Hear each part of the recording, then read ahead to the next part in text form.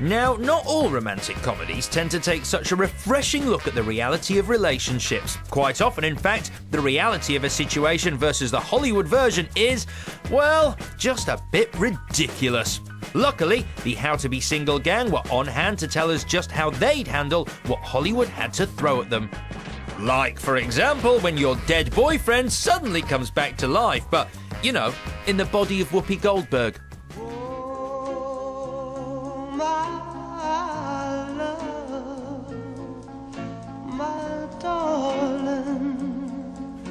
He's in Whoopi's body, and they're having like a very intimate scene, and then when they go to start making out, they reinsert Patrick Swayze so that you think that like, oh, it's just the two of them connecting. But the real reality is that Demi Moore is just making out with Whoopi Goldberg.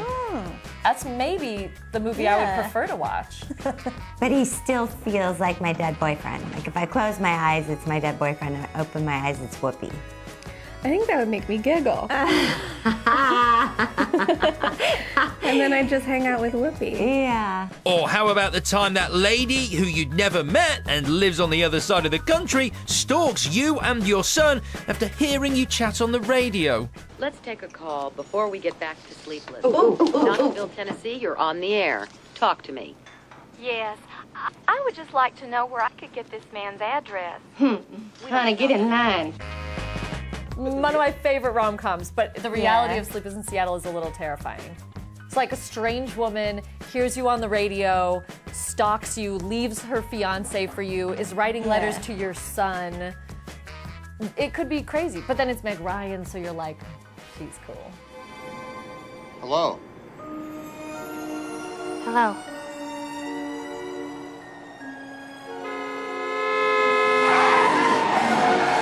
I've never done that, and I don't think I would, but you never know. I mean, it worked for her. They're happy, right? They were happy in the end. Your husband-to-be has a female best friend. No problem there, until you realise she's Julia Roberts and just so happens to be head over heels in love with him. Yeah, you'd just take that in your stride, wouldn't you? I'd take her out. I would take her out. Jules, we're getting married this Sunday. Hello? What? No, I would not be happy with it. Her character is like unbelievably sunny. Although I do really love that movie. And that's got some good impromptu singing. Yeah, it does. Yeah. Sing a little bit for you.